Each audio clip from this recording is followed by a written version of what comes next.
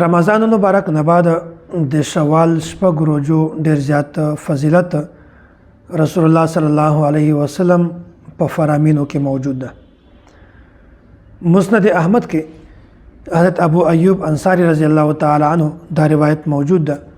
فرمایي سمعت رسول الله صلی الله علیه وسلم یقول وای ما د پیغمبر علیه الصلاۃ والسلام نه درویدلی من صام رمضان ستا من شوال فكأنما صام السنه كلها. ای کوم کس چې د رمضان مبارک روزه ونیسي هغه نه بعد د شوال شپږ روزه ونیسي، یعنی اختر نه بعد چې کوم میاشت راځي اسلامي اعتبار باندې ته شوال وایي. د شوال که څوک شپږ روزه ونیسي د دومره زیات فضیلت ته لکه د انسان چې پوره کال روزه نیولي. او صحیح مسلم کې د صحابي نه حضرت ابو ایوب انصاری رضی الله تعالی عنہ دا روایت بل موجود ده. فرمایي ان رسول الله صلی الله علیه وسلم من صام رمضان ثم اتبعه ستا من شوال كان كصيام الدهر. کوم کس چې د رمضان مبارک روزه ونیسي هغه نه بعد د شوال شپږ روزه ونیسي د دې دومره زیات فضیلت ته لکه د انسان چې پوره زندگی روزه نیولې وي. دوه روایت راغله، دواړو روایتو کې ډېر زیات فضیلت ته. په یو روایت کې دا راځي چې که څوک د رمضان مبارک روزه ونیسي او خوش نصیب انسان هغه ده چې هغه د رمضان مبارک روزه نیولې بیا د فضیلت حاصلولی شي، او که هغه روزه نه نیولای صرف په دې باندې فضیلت نشي حاصلولی. نو که چا د رمضان مبارک روزه نیولې او بیا د شوال دغه ورسته اختر نه بعد کوم میاشته په دا کې شپږ روزه ونیسي، دا شپږ روزه مسلسل نیول دا هم ضروری نه دي.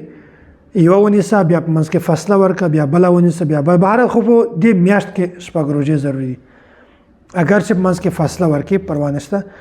نو دومره زیات فضیلت ته لکه دغه انسان چې پوره کال روزه نیولې وجه درته بیانوم. او دا بل روایت کې چې کومه ده چې څوک د رمضان مبارک روزه ونیسي او بیا هم شپږ روزه د شوال پسې ونیسي نو د دومره زیات فضیلت لکه ټول عمر چې د انسان روزه نیولې. نو دا وس دوه قسمه روایت راغلل. په یو روایت کې دا ده چې دومره فضیلت ده لکه یو کال چې د انسان روزه نیولې. بل روایت کې دا راځي چې دومره فضیلت ده لکه د انسان چې پوره زندگی ټول عمر روزه نیولې. فرق ده باقاعده الحسنه بعشر امثالها، دی وی نیکی اجر د 10 ګنا وي. لکه یو نیکی چې وکي دا 10 ده لکه 10 نیکی چې کړی وي. نو په دغه حساب باندې چې یو سړی د رمضان مبارک روزه ونیسي او یو روزه دا په 10 باندې بدلیږي، نو کدا سي 10 روزه دا 10 په 10 باندې بدل شي دا تک حساب وکي دا ټوټل 10 میاشتې روزه راځي. الحسنه بعشر امثالها وسیو میاشت روزه ده خو چې هر یو روزه دا په 10 باندې حساب کې نو دا 10 میاشتې روزه راځي. او داسې بیا د شوال شپږ روزه دي. شپږ روزو کې که هر یو روزه دغه 10 ورځې شمار کې نو په داسې حساب کې دغه هم 2 میاشتې روزه راځي. نو 10 میاشتې هغه او 2 میاشتې دغه دا 12 میاشتې راځي.